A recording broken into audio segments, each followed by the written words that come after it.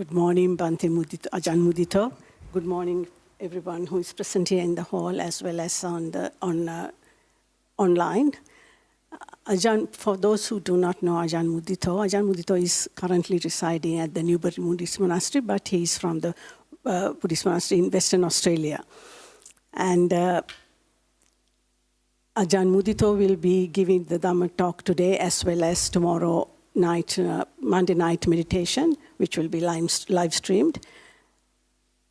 A few things, just a few things that I need to touch on is we will be celebrating the Lunar New Year next week, and Aya Upeka, who resides in Newbury, also will be here. She will be the person who will be giving the Dhamma talk on next Sunday, the 22nd. And anyone who is celebrating the Lunar New Year, please bring a special dish that goes with the Lunar New Year to come and celebrate the lunch dana on the 22nd. We invite everyone. And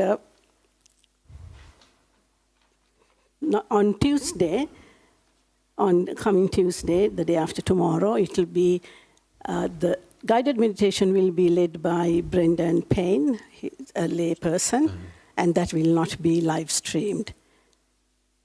That's all that I need to mention for today. And also please join the shared lunch after the Dhamma talk at 11 o'clock today, just behind the Vihara. Thank you very much.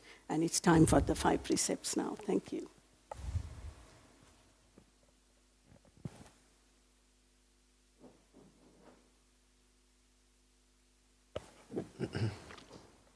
Mayam Bhante, Tisarnena saha pancha silani yachama.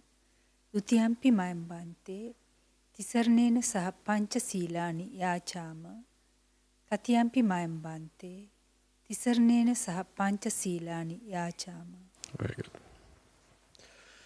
Namo Tassa Bhagavato Arahato Samma Sambuddhassa. Namo Tassa Bhagavato Arahato Samma Sambuddhassa. Namo Tassa Bhagavato Arahato Samma Sambuddhassa.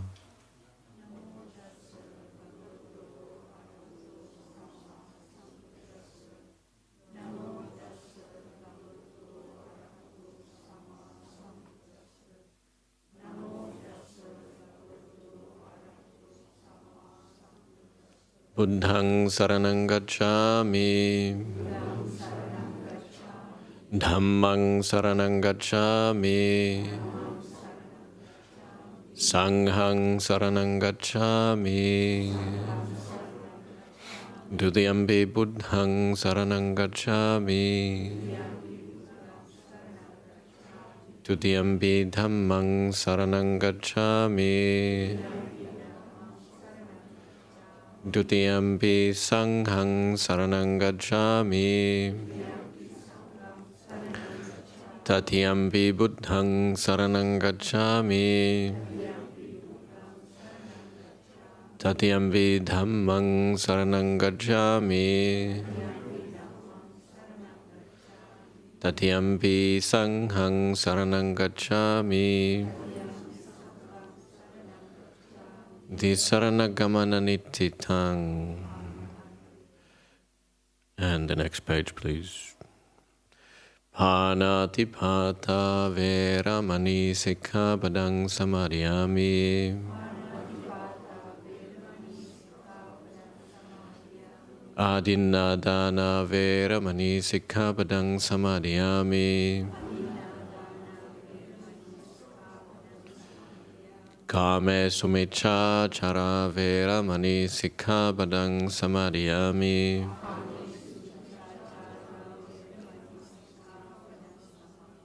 Musavada veramani sikkhapadang samadhiyami.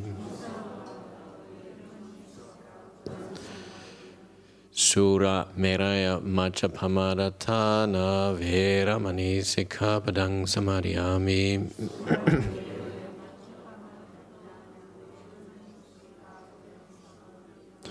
Well done of you. Please keep your 5 precepts, and that sila, when you're keeping the 5 precepts, will lead you to your happiness. Sadhu, sadhu, sadhu. Let's do the Itipiso in Pali.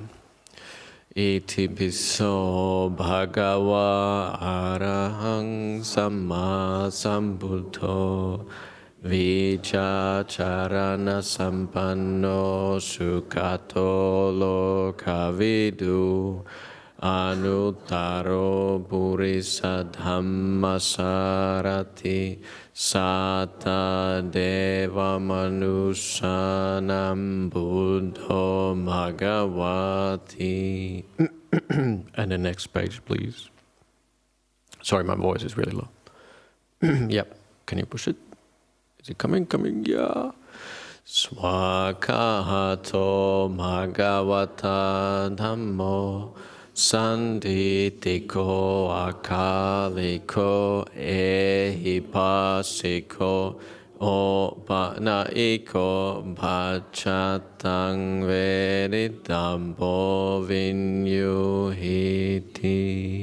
supatipanno bhagavato savakasangho Ujjupatipanno bhagavato savakasangho Nyayapatipanno bhagavato savakasangho Samijjipatipanno bhagavato savakasangho Yadidan chattari purisa yugani Arta purisa pukala Esa bhagavato savakasangho Ahuneyo bhahuneyo Dakineyo anchali karaniyo Anuttaram punya ketang lokasati. Let's do the Metta Sutta in English. This is what should be done by one who is skilled in goodness and who knows the path of peace. Let them be able and upright, straightforward and gentle in speech, humble and not conceited, contented and easily satisfied, unburdened with duties, and frugal in their ways, peaceful and calm and wise and skillful, not proud or demanding in nature. Let them not do the slightest thing that the wise would later reprove, wishing in gladness and in safety.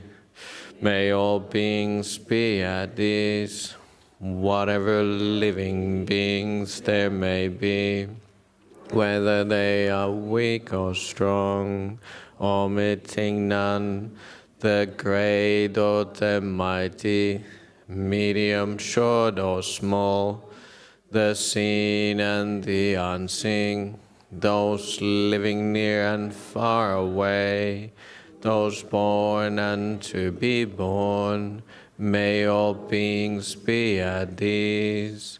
Let none deceive another or despise any beings in any state. Let none through anger or ill will wish harm upon another. Mother protects with her life her child, her only child, so with the boundless heart should one cherish all living beings, radiating kindness over the entire world, spreading upwards to the skies and downwards to the depths, outwards and unbounded, freed from hatred and ill will, whether standing or walking, seated or lying down, free from drowsiness. One should sustain this recollection. This is said to be the sublime abiding. not holding the wrong views, the pure-hearted one, having clarity of vision, being freed from all sense desires, is not born again into this world. Sadhu, sadhu. Very good. All right. Nice to see so many people here today. I guess it's cool weather, so people want to come. Maybe yesterday nobody would have come. People online, it's to say it's interesting. In Melbourne we had 37 yesterday, today 17. Okay. Ajahn Nisarno asked me to perhaps to give the Dhamma talk today on Ajahn Chah, because it's Ajahn Chah's, my Ajahn Brahm's teacher, Ajahn Chah, who's sort of one of the main monks in our lineage. It's his death anniversary on Tuesday, and they are celebrating him this weekend, as they always do. He's been dead now, I think, 32 years or something like that. I cannot really give a talk like that because I didn't know Ajahn Chah, but obviously his teachings live on. So I was meditating here just before the talk, and one topic came to my mind as everything is teaching us. And I thought it was a good topic because it's an easy topic for me because I can say anything. Everything is teaching us, so I can say almost anything. But it is true. Anything in this life has to agree with the Dhamma we study here, or what you hear and all that. It has to agree with the teachings. And anywhere we can find the teachings. It's interesting, a friend of mine is from my town. It's not even town, it's my village where I come from. Small, tiny little village. If you call it even a village, it's visiting me here in Melbourne, and that means 2/3 of my age group from my village is here, because there's only 3 of us. So 2/3 from my village is in Melbourne this weekend. Oh, actually he's here for 2 months. So I think I lost my voice a little bit with him because I haven't seen him for like 20 years, and he came here night before yesterday, and we just kept talking, and I talk until 11 o'clock at night time, we're just remembering all the people we knew and what happened and what we did. And it's interesting. I never experienced that before. I've heard that expression that if you're being close to somebody, somebody's your good friend, you can just sort of pick it up where you left, and that's really what happened. And there's only 3 of us, so I never managed to have a lot of friends. So it's but it's interesting. I come from that northern part of Finland, and it's a small village. There's not really even a village. The village center was that there was a school and a post office there, and pretty much nothing else, because they was so tiny. It's little farms here and there, and then the farms. You go from the farm to go to school, and not much there. But yet at the same time, I had the inclination to come towards the Dhamma. And so there must be something in we use the word sometimes, the kamma, quite loosely, karma. But there's something in perhaps my habit, that I ended up being a monk. And what is that? What is that interest that when you find the teachings that you are compelled to go towards that? You might be born as a Christian, you might be born far away, you might be born. I've even known some Muslims who have escaped from their country just when they heard Ajahn Brahm's teaching, and they came to Perth, even though because they had to leave their country because they were in danger of their life. So it's quite interesting that if there's something which really interests your life, you go towards that. You go towards the teaching. And they said that Ajahn Chah was one of those teachers who, when people met him, they felt strong connection towards him. For me, obviously, it's been Ajahn Brahm. I met Ajahn Brahm 20 odd years ago, and I lived in New York, and I always felt that he's a good teacher. In Theravada Buddhism, we don't really have this idea of guru idea, and the Buddha never really recommended that either.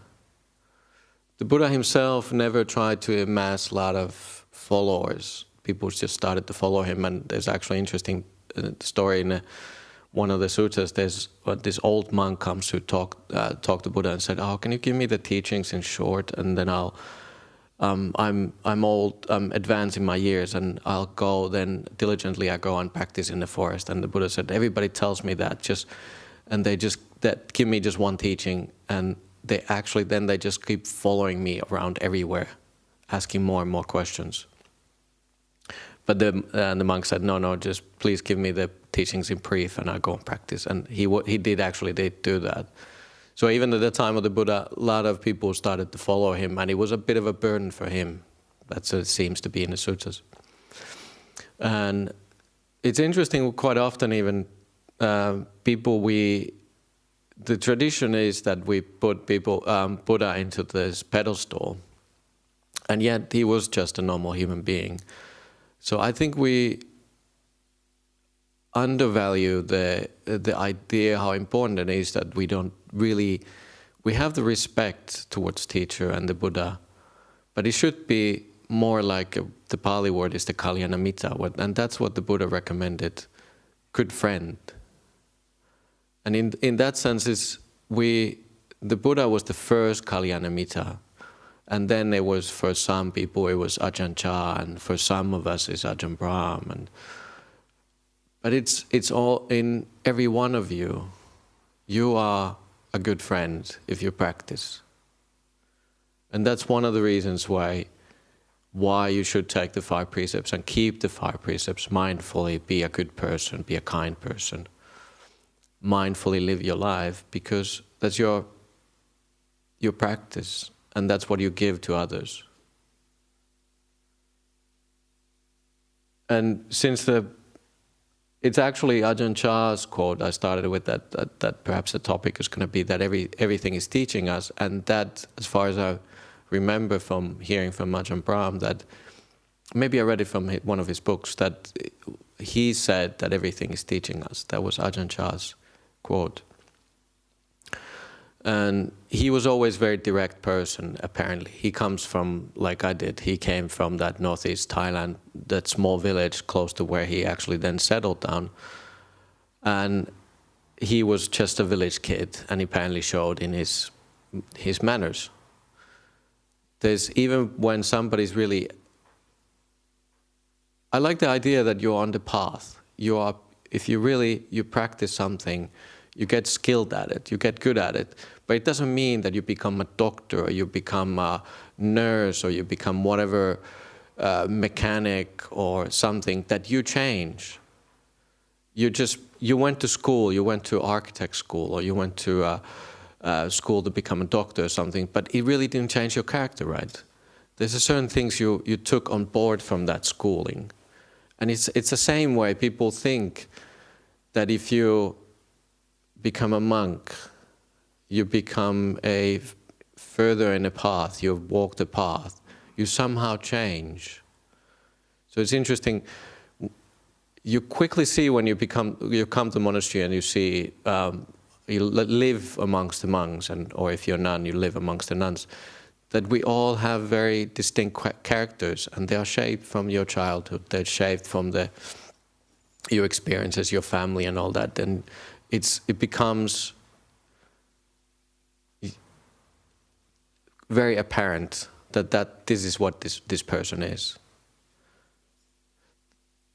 So it's even it's like somebody like Ajahn Chah, he was apparently very direct, but he was just, that was the village way of talking, and that was the way he grew up with. So he would say something like,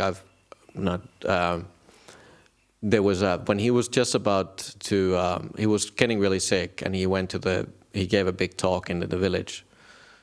And then he said, "Oh, I've been teaching here for many, many years to all of you. And I'm sure you all be good people and this and that. And then said, how many of you are going to keep 5 precepts when I die? Keep 5 precepts every day.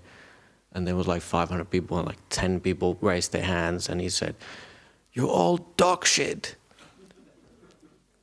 That was just the expression. Thais actually use, I wonder if there's a book, I shouldn't be saying words like shit, but it's out there now. But it's a Thai expression. They have a lot of expressions from, they use the word poo in many ways. Like if you're sticky shit, it means you're stingy. You don't use a lot of money. You don't give a tip to other people and all that. So they just use that. So it sounds worse than it is in English, but they use, it's a village language. So he said, you're all dog shit. So it means like you're stinking. You can't even, like I've been teaching, as Ajahn Chah said, he was teaching there for 30, 40 years, and then like 10 people keep the 5 precepts. They promise to keep the 5 precepts, and it's that's not very good. You should put more effort into it. So we try to encourage everybody to keep these. The Pali word sila, and I like the translation of it comes from my teacher. Again, other teacher, Ajahn Brahm, he likes to translate it as a kindness. Keep your kindness, that's your priority. You have a certain way of, your character is formed from your past life and this life, how you grew up and all those things. And it's a stable character. It's a quite stable. But because everything is teaching us, and if you pay attention to those things which are teaching us, people around us are getting sick, people around us are dying. All of those things which shape us, we understand that what things are important and what are not, pay attention to. Ajahn Chah had the famous similes Ajahn Brahm uses that he took a class and he held it in front of himself, and he pointed out gave it to some of the disciples in front of him, and he said, "Can you see there's a crack in this class?" And people looked around, they passed the class, and they said, "Oh, Ajahn, it doesn't seem that there is a crack in the class." And Ajahn Chah took the class and he said, "There is actually a crack in this class." And he said, what he means is that one day somebody will drop this class and it will shatter, it will go in pieces. And that's the reason why we have to hold this class carefully. We have to pay attention to that, carefully put it down, use it as what it is, but we have to respect that class in a sense that it's fragile. And in the same way, all of us, we are fragile. We have a fragile health. We have, getting born as a human, we will die. We have to tread carefully. We have to be careful around everybody, because we know we are fragile and everybody else around us is fragile. So we have to take care of each other. So Ajahn Chah used to use those kind of very good similes where it makes sense. In Buddhism, we teach that everything is suffering. And it sounds very pessimistic religion, sort of, whether we're religion or not. But the nice thing is that this path actually leads to happiness. And Ajahn Brahm has being my teacher and all that, I really respect him because he finds the way to teach. He sticks with the Buddha's teachings, but he finds the way to teach it in the sense that it sounds really understandable and it makes sense, and it makes it fun. There was just yesterday, there was a kid there, and he said that we were talking about, they were listening to Ajahn Brahm's teaching. He just had his 9th birthday yesterday, and I was talking something about Ajahn Brahm, and I mentioned these things, and the kid said, "Yeah, plus he's very funny." So yes, exactly. It's a skill he learned from his father. Ajahn Brahm is very funny. But the Ajahn Brahm says, and he's actually correct, this path should lead towards greater and greater happinesses. We have less and less attachments. We worry less and less about what happens in this world.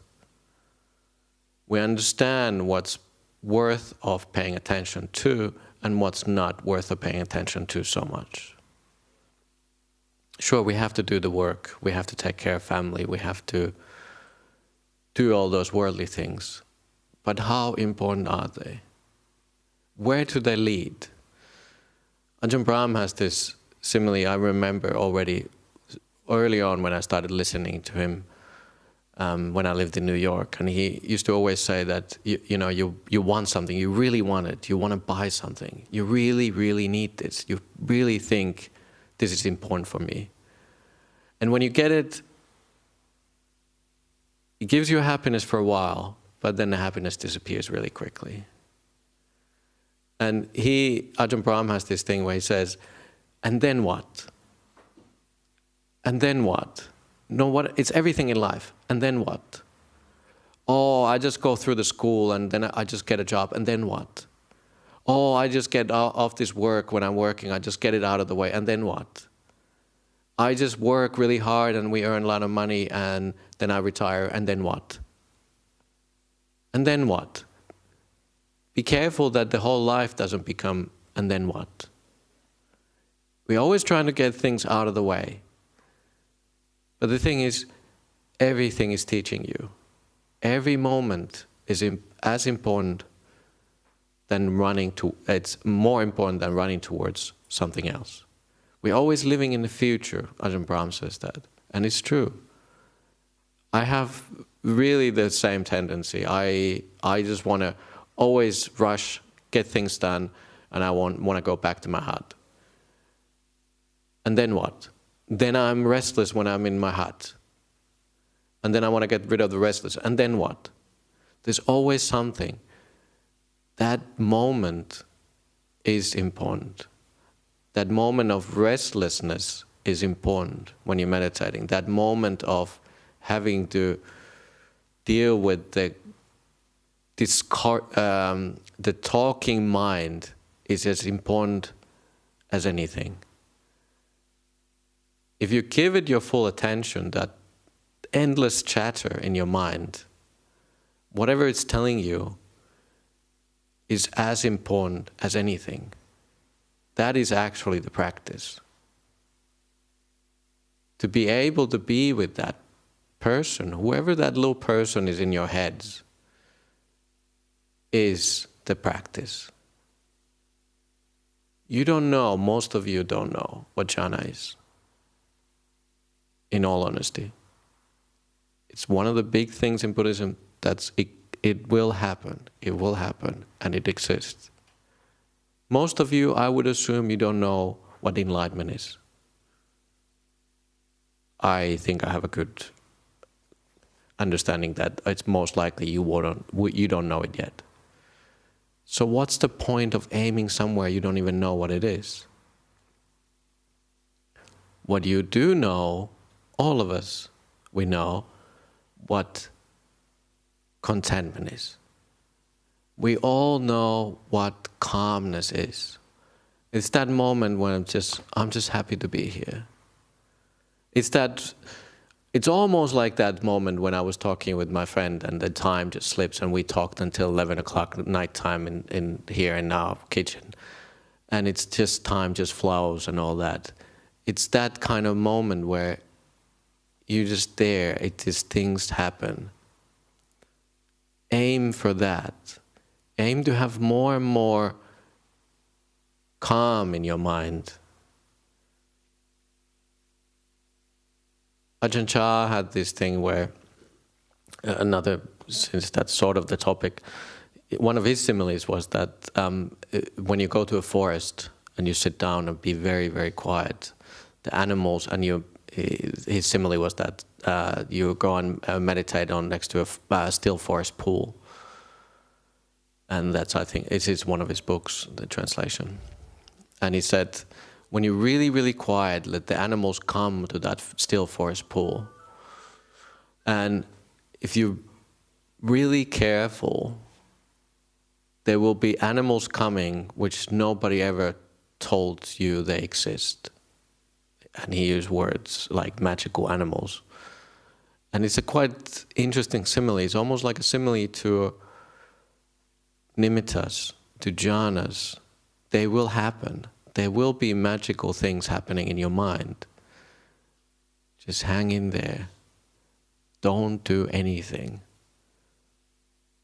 The still forest pool is also a simile for that there's waves in your mind. Don't go patting down the waves. What do you do when you're patting down the water? You're creating more waves. What's the best thing to do? Nothing. Don't do anything. The practice should be before you sit down. That's what Ajahn Brahm always says. It was so frustrating for me in the beginning to stay with Ajahn Brahm in the Bodhinyana monastery. You really left on your own. It's almost like you just jump into deep end and hope for your dear life that you can swim. And I don't know if I almost didn't make it, but luckily I made it. So after 11 years, I'm still here. But it really feels like you have no grasp of what am I supposed to be doing here. And places like in Bodhinyana, we don't have this. Nobody holds your hand. You're given an empty room and it's said, go and meditate. And it's a bit daunting task in the beginning when your engine is really hot. And let me tell you, my engine was really hot. From running around everywhere in the world, I was trying to find something. And then I thought I found it. And when you are quietly in that forest, in this small hut in the middle of nowhere, and there's nothing you could do, there's nowhere you can go. It's dark there, 2 o'clock in the morning, and your mind is running around. What can you do? Nothing. It's almost like you're against the wall and then you're just trying to hold for your dear life. And you sort of can understand what the heat in my engine was. I was quite young when I ordained, so there was certain kind of heats in young man's mind. And steam is coming out of your ears sometimes when you're stopping, you're becoming a monk. But if you hold in there, it will get easier. It will get easier. Even if you don't end up ordaining. If you just keep coming to these places, listen to Ajahn Brahm, try to get inspired, try to understand what the Dhamma is. Try to realize that everything in this life is teaching us. There is no ultimate teaching or teacher which will set you free. That's your job. It is your job to put in the effort. In Buddhism, I really don't understand. I come from obviously because I come from outside of these traditional cultures. I don't see sometimes the full value of just doing what we call the pujas. There's a certain aspect of you doing the pujas. There's the respect aspect, and it reminds you of the teaching. But if it becomes just a devotional practice, it doesn't leave the imprint in your mind. It might not follow you to the next life. What goes from life to life? There's no self in Buddhism. But your karma will follow you. Whether you believe it or not, that's irrelevant. The Dhamma should be visible here and now, and it should have something you can see that it works. It should work here and now, every moment. When somebody gets sick, when you get sick, when somebody dies, when somebody's teaching and the penny drops, all of those things are important. But if you just go and do pujas, I don't know if it's a strong enough to erode those things what we are attached to. We are listening. There's again, why I really like Ajahn Brahm is that he really knows his suttas, but he knows his Pali as well. And he translates, for example, what brings you, what is this thing what sustains us? And Ajahn Brahm, he's got this interesting way of saying, translating, that he says it's like the fuel what sustain us. Sometimes they translate it differently, that the fuel, that it's the craving. Craving is the fuel what takes you from life to life, but it also takes you from every mind moment to mind moment. It takes you from one place to another place. We're always running towards something. We're always running towards something. The fuel is there, it's burning. You always think you can choose something which is better. You think you have free will. I'm going to choose this.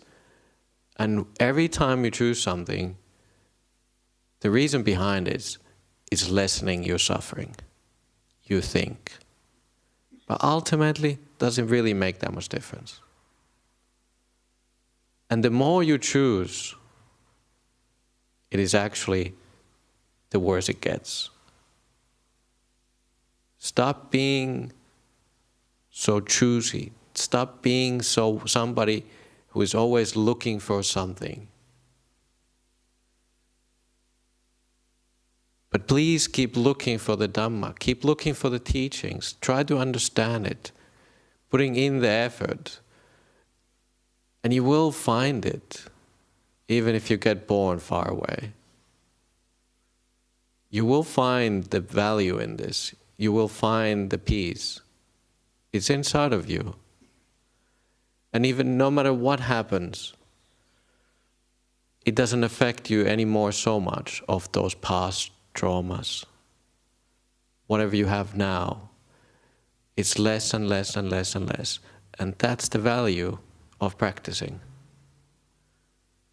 If you don't see it in your own life, none of it matters.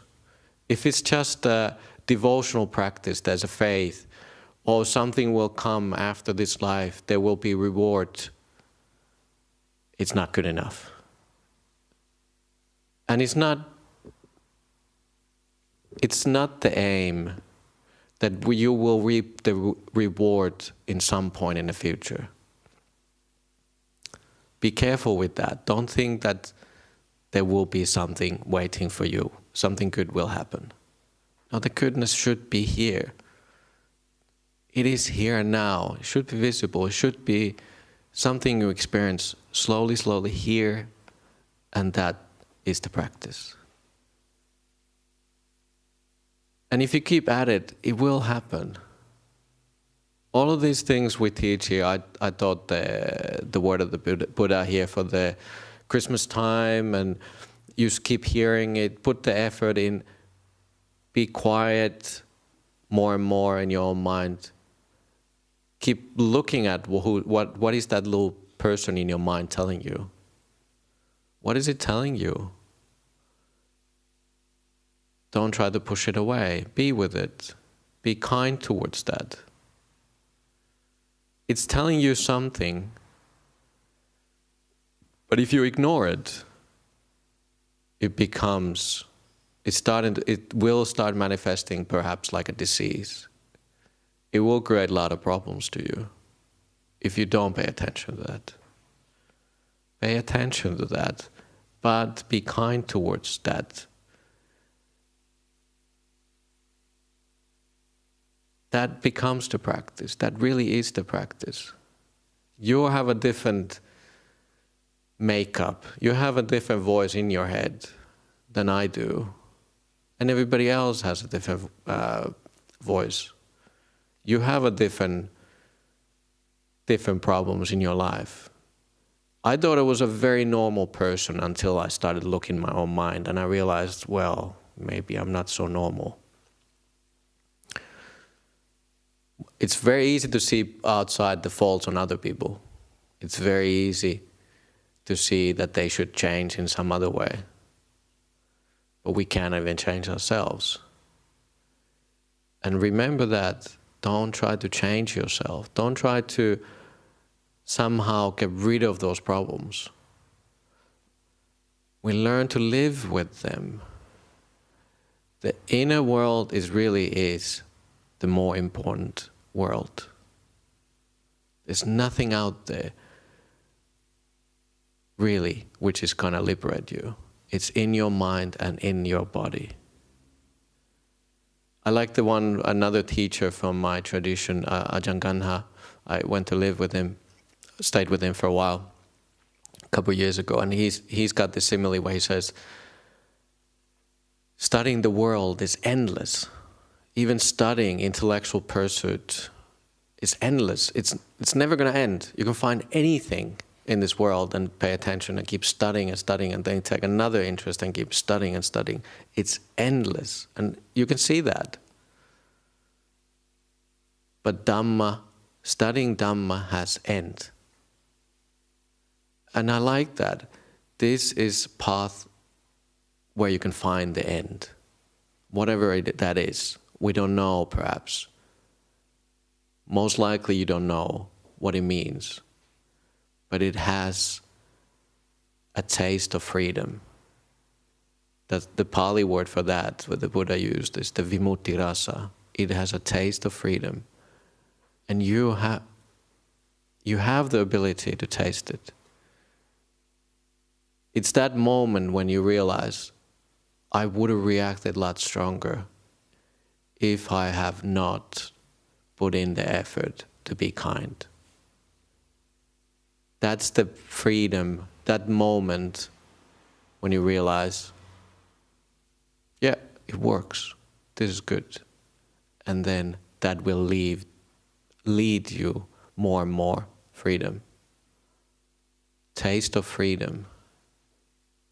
It's very important. And those are the ones when you actually see it works here and now. Not in some celestial time when you get born as a deva. When you die, maybe I get a better rebirth next time. No, you won't. You get born as you again.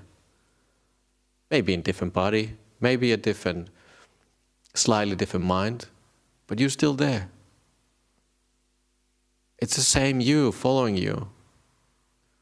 No matter how fast you run, no matter where you go, you cannot escape the karma.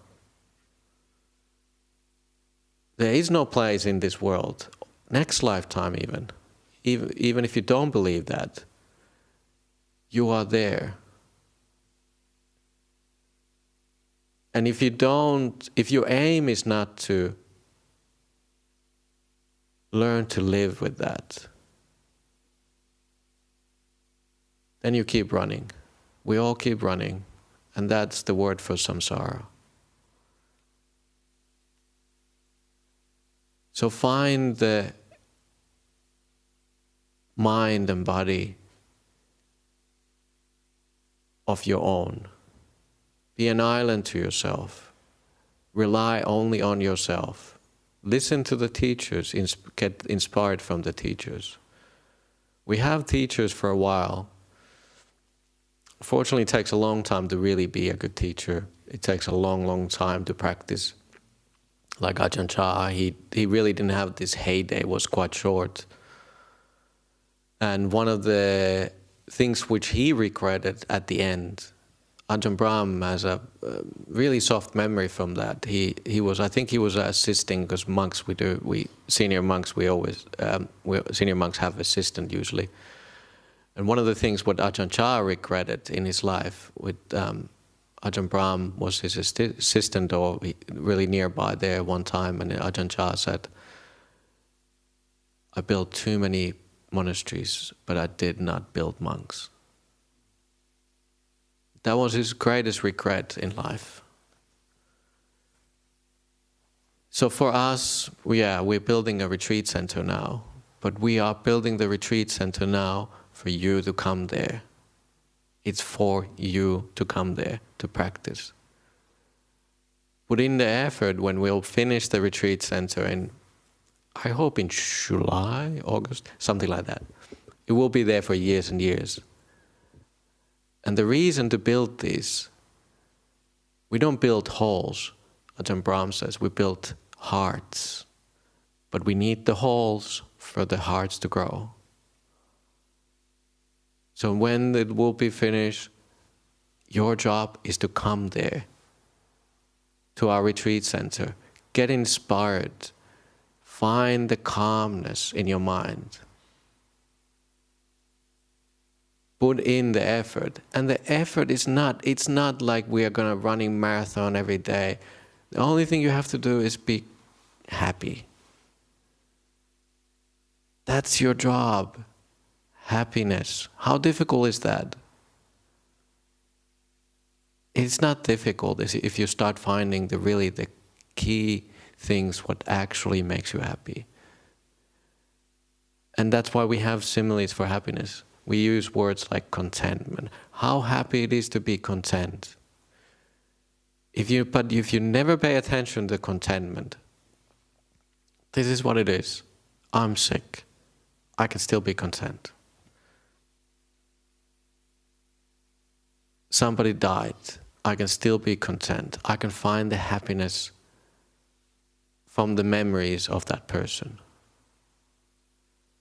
The path should be a path of happiness. It's not a happiness of buying a new car, buying the latest toy for yourself. All of those happiness are very fleeting. The happiness really is in your mind all the time. And in the suttas it says, one time one king came to talk to the Buddha and says, why would you be ascetic? Why would you practice all these things? Why would you just live in a monastery? And because you came from royal family. He said the Buddha came from wealthy family, and he was well off and easy life. So why would you do that?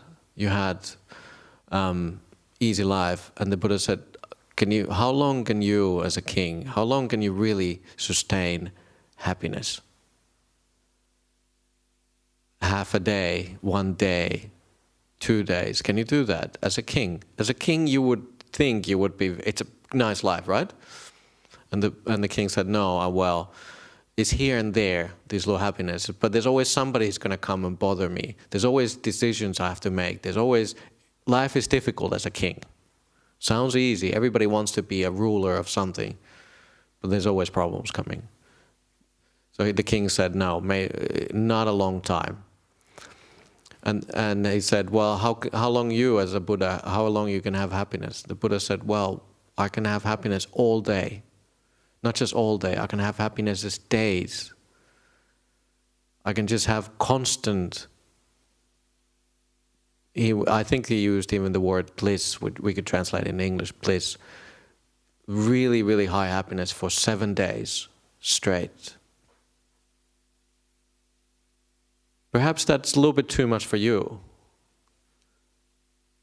But it is there. The possibility is there.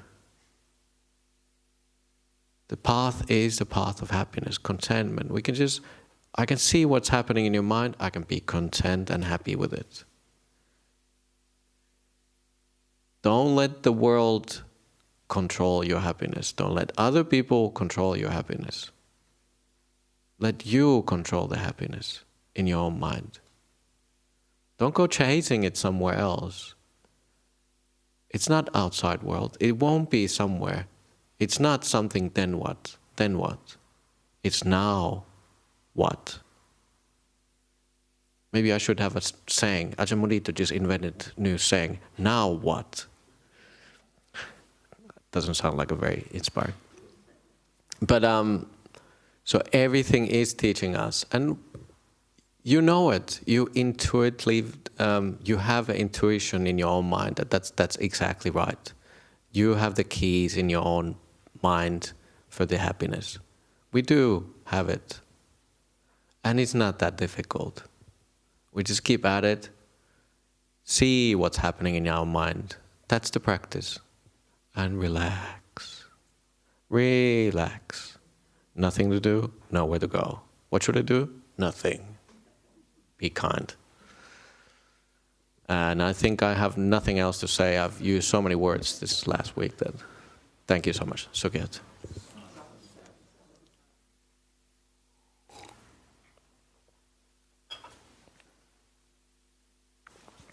Okay, we take questions from audience and online and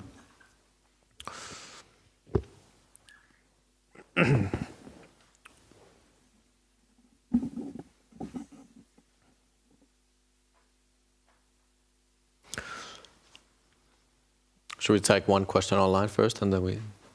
Which one? Yeah, please do. So the first online question, and thank you, Ajahn, for a very inspiring talk, comes from Thomas in the UK. He says, "Dear Ajahn Mudito, how do you find a good Buddhist teacher?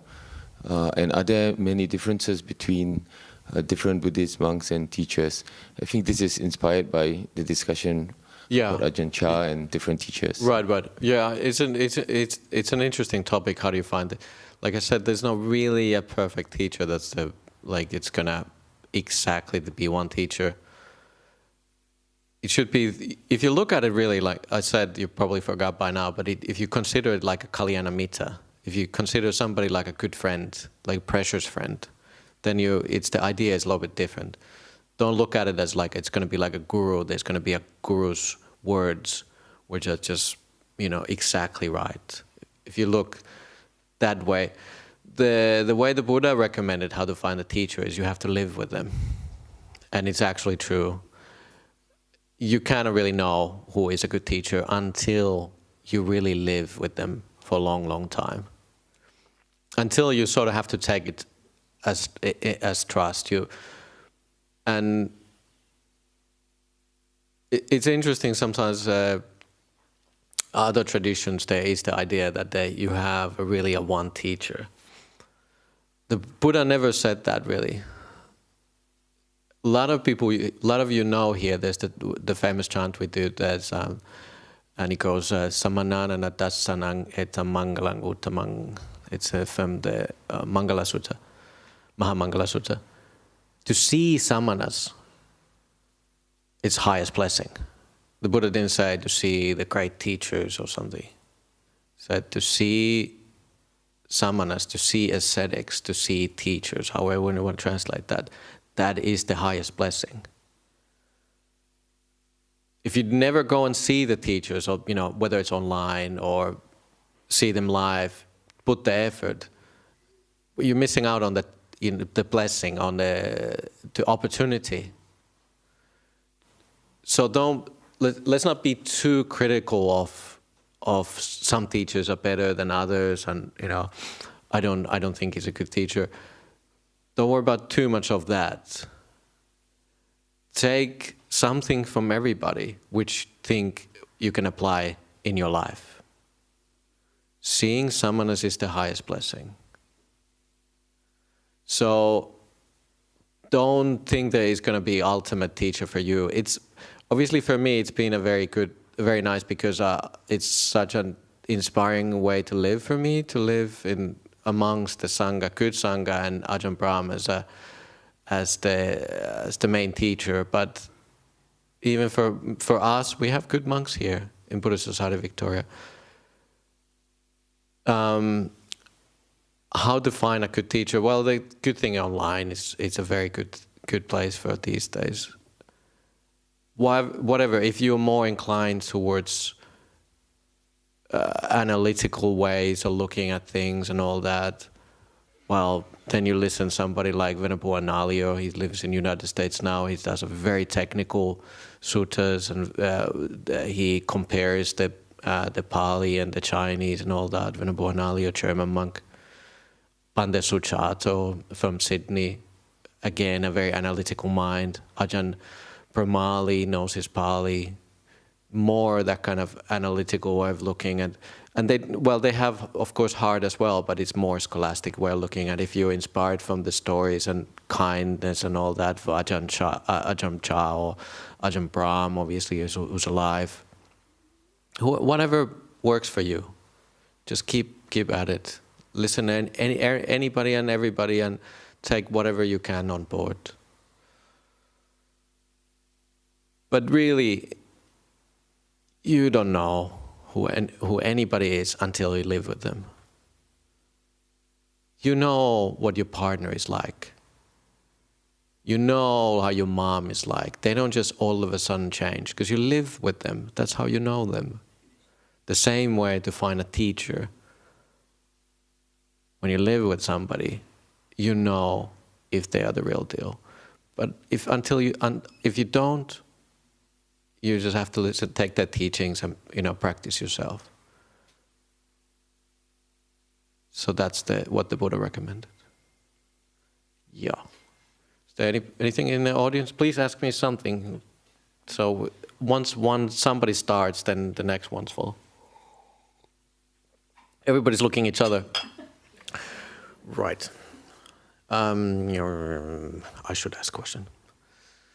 Yeah, it doesn't matter if you don't have any. Yasmin? Okay, yes.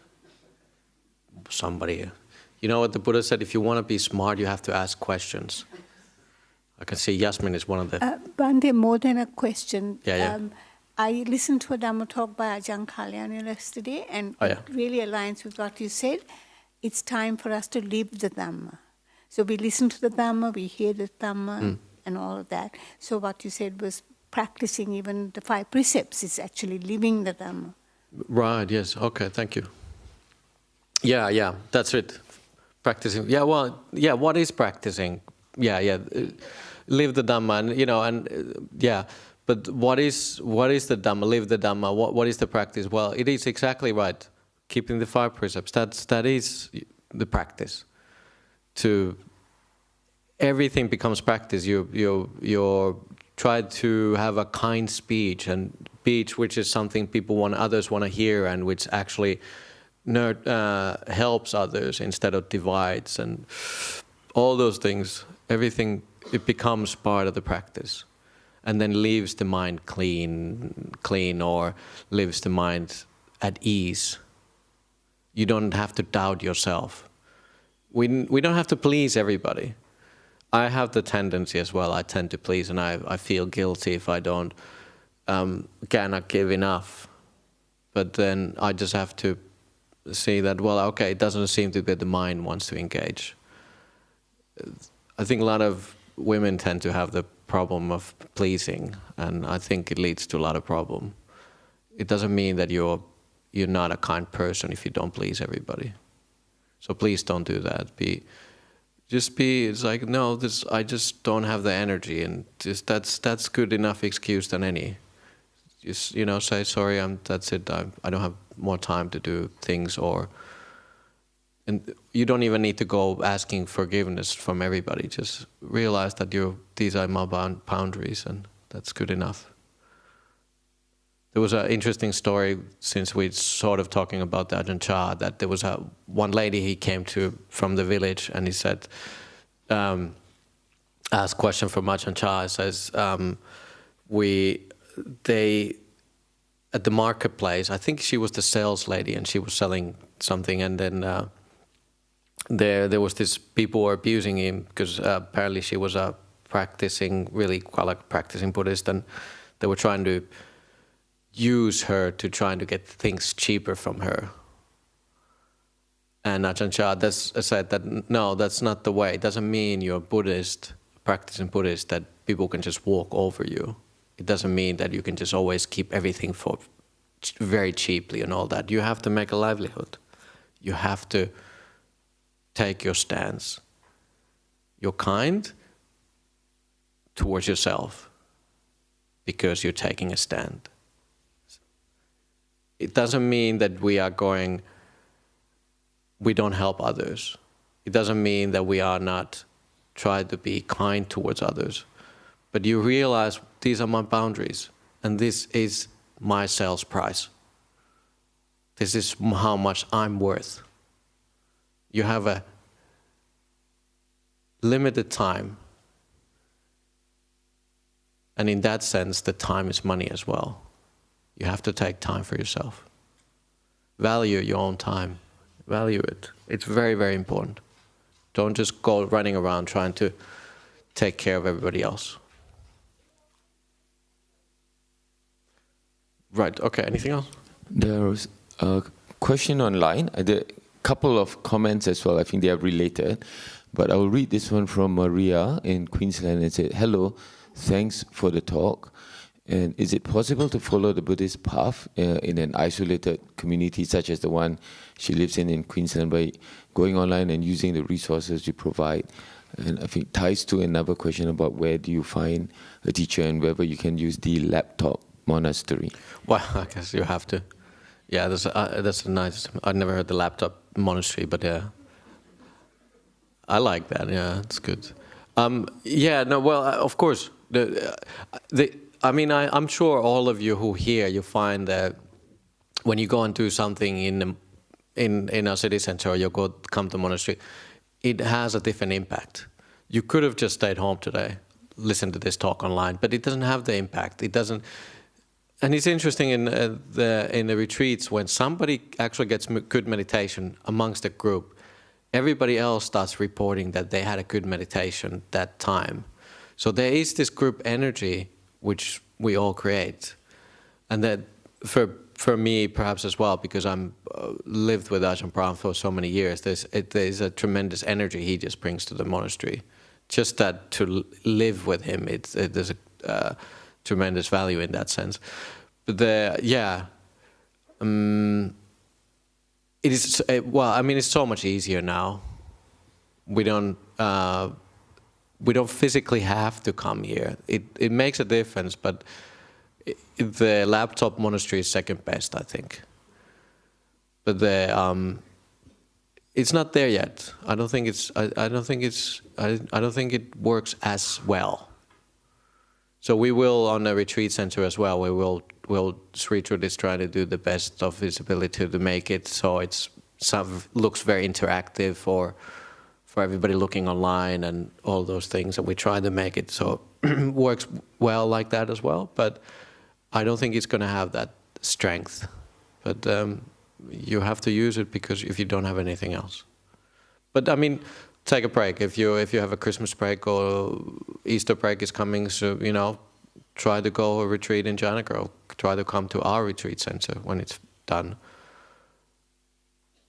There's opportunities. Flights are easy to take. Fly from different places. Drive for 5 hours if that's what it takes to go and see a teacher, and it leaves an imprint. The Buddha said if you really put effort into something, if you're making dana and you have to put more effort making it, it's better kamma. It's because the effort is stronger. In that sense, it leaves an imprint in your mind. You really put effort helping the Buddhist Society. Of course, it leaves a way stronger imprint in your mind than if you just come here once. One talk doesn't do it. It just doesn't do it. You put in the effort and it leaves the imprint into your kamma. So put in the effort. Put in the effort. It will leave you towards the Nibbana, the peace. Do you have anything else? Are there any from here? There is one question, I think, online. Okay, let's take one more. That's. So I think this is related to your comments earlier. Did you have a question? Please come. Is there one here? Let's take the audience one first. Here. I think because you're in front of me, you're more important to me. Thank you for the talk, Ajahn. Yep. I just have a question, can you please talk a little bit about harmony, like how do we need to maintain harmony in our families or in our lives with other persons or whoever we meet with? Yeah, or everywhere. With. Yeah. Okay. Thank you. Thank you for the question. Yeah. How and why... realize that is the most important thing to have, is harmony. That's what, in the monasteries, we live within a group of people all the time, 24/7. So we are always encouraged Just don't start talking a lot. The more you talk, you're always going to have problems. Go back to your hut, practice by yourself. Once in a day, twice a day when we have those meetings, then we can have chit-chat. Like tea time is very relaxing in Bodhinyana and Newbury. We don't usually talk about anything deep. We're just having a cup of tea and then just relaxing and all that. And it's part of the tradition, actually. And then you go and practice by yourself. More you start hanging out with each other in the monastery, the more problem you start getting.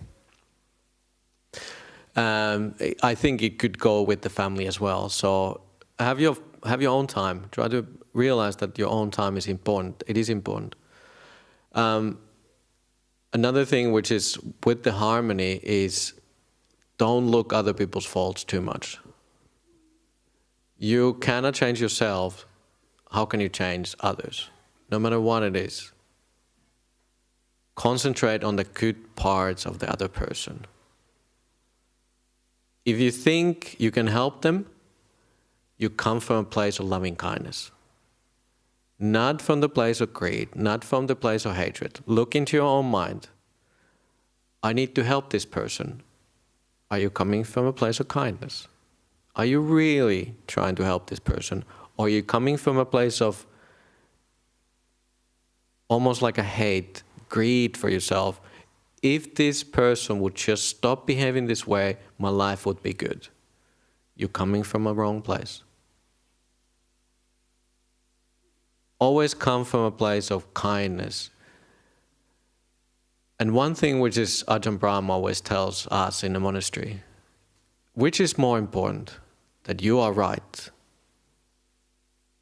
then we have harmony. Harmony is more important than being right. And we're getting brainwashed with that all the time. Perhaps that this is the wrong way of doing things. Does it matter? Not so much. Let it go. Harmony is more important than being right. And that goes with your family as well. Husband is wrong, doesn't matter. Wife seems to be doing dishes wrong way every day, it doesn't matter. As long as we're in harmony. Let her do her ways, let the husband do her ways. Dogs behave like dogs, husbands are like dogs. No, maybe not. Husbands behave like husbands. Harmony is more important. Value it. Let them be, give them distance. Let them go, let them go. Don't be so attached to them. Be attached to harmony. Try to have try to have a balance, try to have a discussion, okay? You got 2 strikes, now I can be twice, I can be right now. Try to have a balance in life. Okay, yesterday you were right, today it's my turn. Discussion is always good.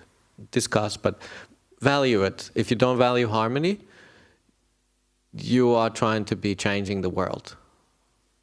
You cannot change yourself. How can you change the world? You cannot. So yes, harmony is important. And okay, let's. I think we're gonna eat. Yeah. So thank you so much for coming, and let's pay respect to the Buddha, Dhamma, and Sangha.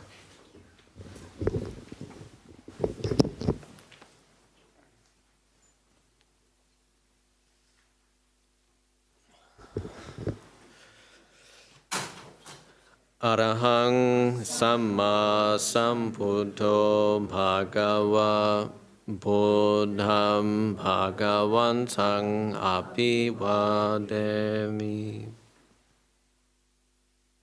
Swaka Ato Bhagavata Dhammo Dhammang Namasami Supatipanno Bhagavato Savaka Sangho Sanghang Namami